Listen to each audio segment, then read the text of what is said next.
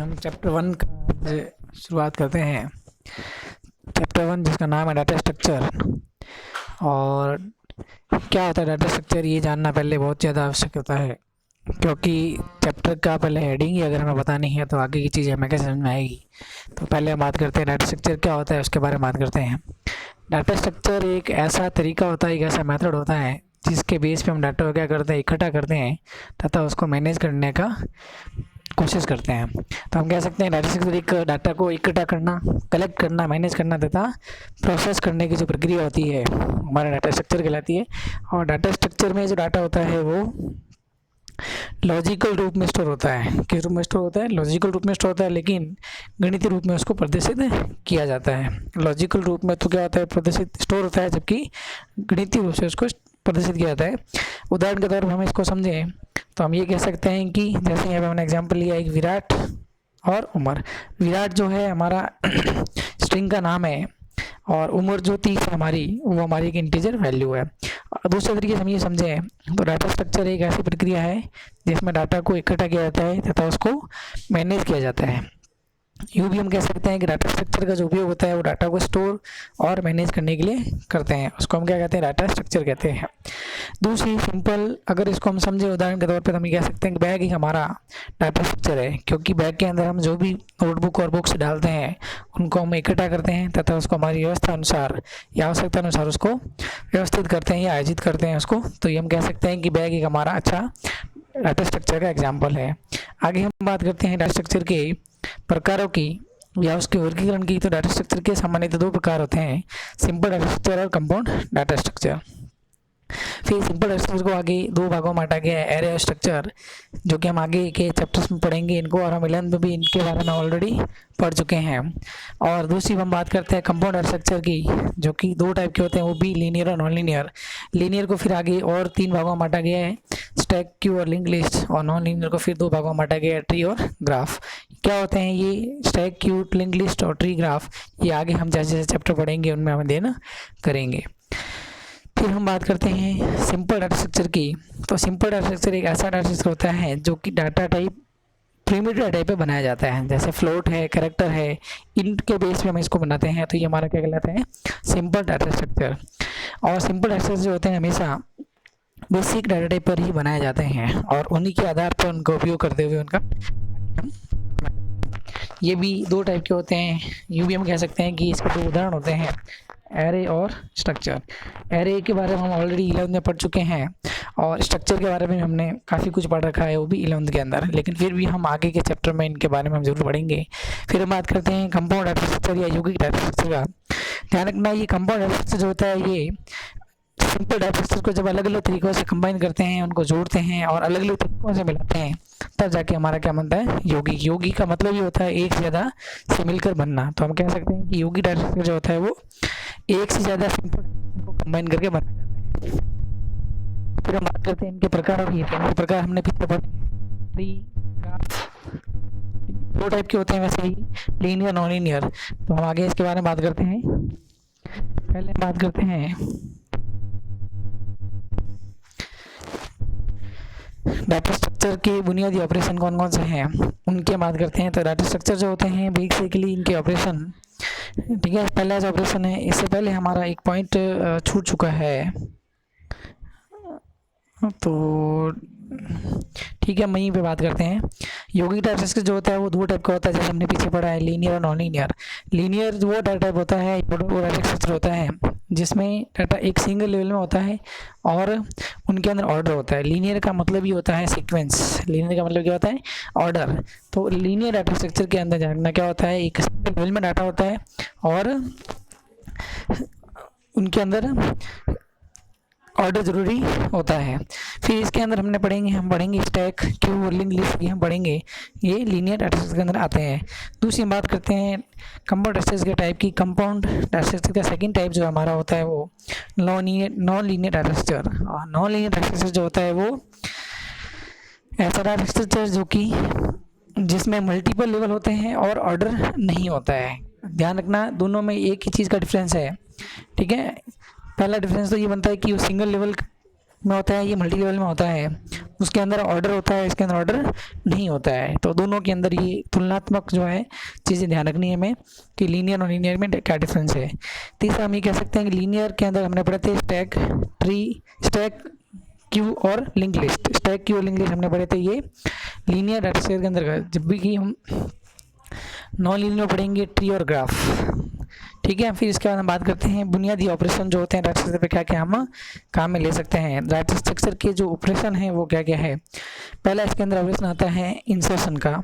तो इंसर्शन का मतलब ये होता है नया डाटा को जोड़ना। इंसर्शन का मतलब क्या होता है, नया डाटा को जोड़ना। जब हम डाटा स्ट्रक्चर के अंदर नया डाटा जोड़ते हैं, कोई पहला बना हुआ कोई डाटा स्ट्रक्चर है तो उसको हम बोलते हैं क्या, इंसर्शन। जैसे एग्जाम्पल तौर पर हम लें बैग, अगर हमारा है तो बैग के अंदर हमने कुछ पहले से ही चीज़ें डाल रखी है या नोटबुक वगैरह बुक्स वगैरह डाल रखी है कल के हिसाब से। तो अगर हमें कल जो पीरियड है हमारे उसके हिसाब से अगर उसमें बैग के अंदर बुक और नोटबुक डालनी है, ठीक है नहीं, तो जैसे मान लो कल अकाउंट का पीरियड नहीं था और कल अकाउंट का पीरियड है, तो उसके लिए हम क्या करेंगे, अकाउंट की जो संबंधित बुक्स और नोटबुक है वो हम आज बैग के अंदर डालेंगे।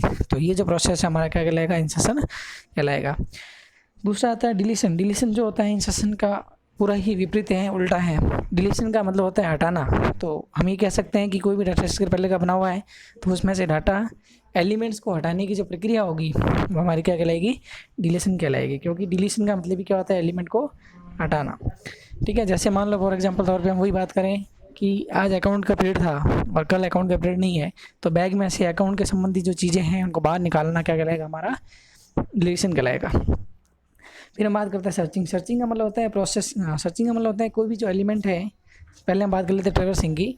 ट्रैवर्सिंग का मतलब होता है कि जो भी एलिमेंट्स है उन सबको एक साथ में प्रोसेसिंग करना, प्रक्रिया में लेना या उन सबका एक साथ उपयोग करना, हमारा क्या कहलाता है, ट्रैवर्सिंग। सर्चिंग का मतलब होता है किसी भी एलिमेंट की स्थिति ज्ञात करना।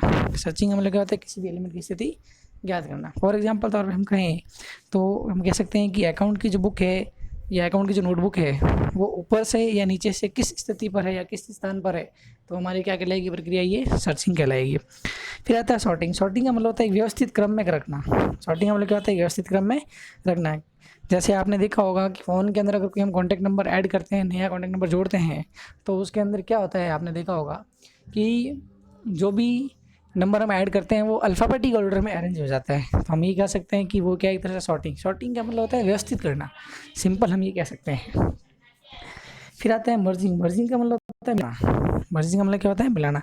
तो हम ये कह सकते हैं कि जब अलग अलग डाटा स्ट्रक्चर होते हैं और उनको जोड़ के एक कर देते हैं तो क्या होता है, हमारा मर्जिंग कहलाता है। लेकिन इसमें अभी एक चीज़ ध्यान रखनी है हमें कि मर्जिंग के लिए जो डाटा स्ट्रक्चर होगा दोनों वो एक ही टाइप का होना चाहिए। कैसा होना चाहिए, वो एक ही टाइप का होना चाहिए। अब इसको समझने के लिए एग्जांपल लेते हैं हम। जैसे मान लिए साइंस और कॉमर्स 12th के अंदर हिंदी के दो टीचर हैं। हिंदी को अलग अलग जो टीचर है दोनों के अंदर पढ़ाते हैं।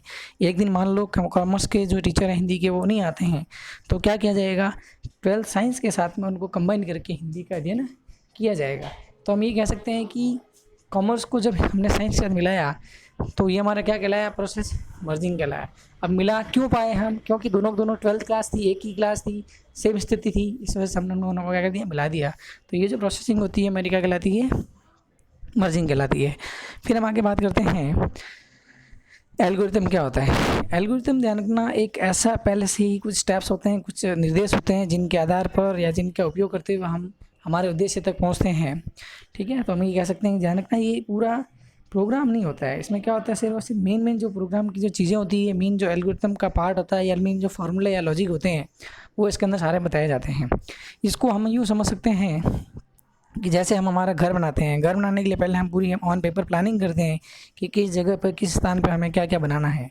जैसे किस जगह पे किचन होगा, किस तरह पे विंडो होगी, किस तरह मेन गेट होगा, किस तरह बालकनी होगी, इस तरह से हम सारे पूरी प्लानिंग ऑन पेपर करते हैं। तो ये जो प्रोसेसिंग, ये जो प्रक्रिया है, ये क्या कहलाती है, एल्गोरिथम कहलाती है। फिर हम आगे ये पढ़ेंगे कि एल्गोरिथम के अंदर जब कम समय और कम मेमोरी की आवश्यकता होती है तो वो एल्गोरिथम हमारा क्या कहलाता है, फास्ट और एफिशिएंट, या फिर कह सकते हैं कुशल और तेज़।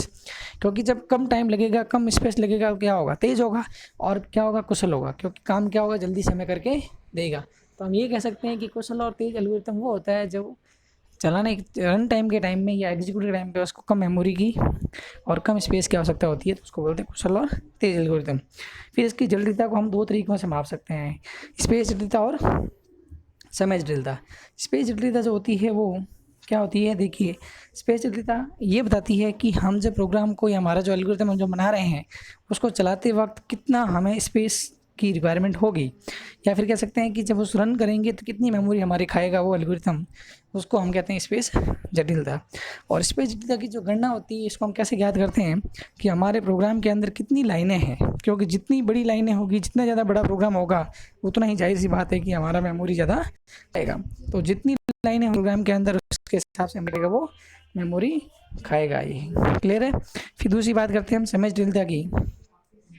समय जटिलता जो होती है वो एक तरह से स्पेस जटिलता की तरह से ही होता है। स्पेस जटिलता में स्पेस कितना लगा हमने ये ज्ञात किया था, लेकिन यहाँ पे हम ज्ञात करेंगे कि हमारा समय कितना लगेगा। तो जब एल्गोरिथम को एग्जीक्यूट करते हैं तब कितना समय हमें चाहिए, उसको हम क्या बोलते हैं, समय जटिलता बोलते हैं।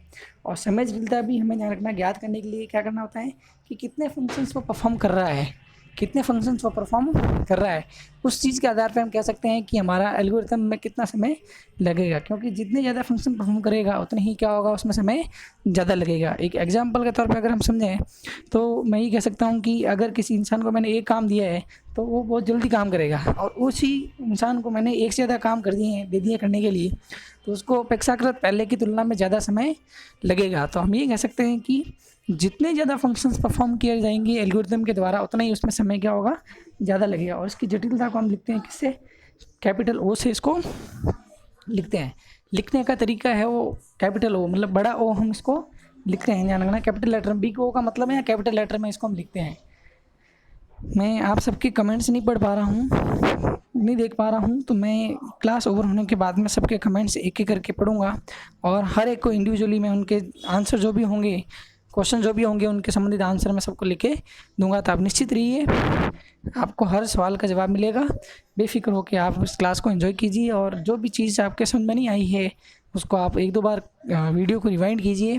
फिर भी आपके समझ में नहीं आता तो आप मुझे व्हाट्सएप पे कमेंट कर सकते हैं, आप मुझे पर्सनली कॉल कर सकते हैं, या आप मुझे मिस कॉल कीजिए, मैं आपको कॉल कर दूँगा। क्लियर है।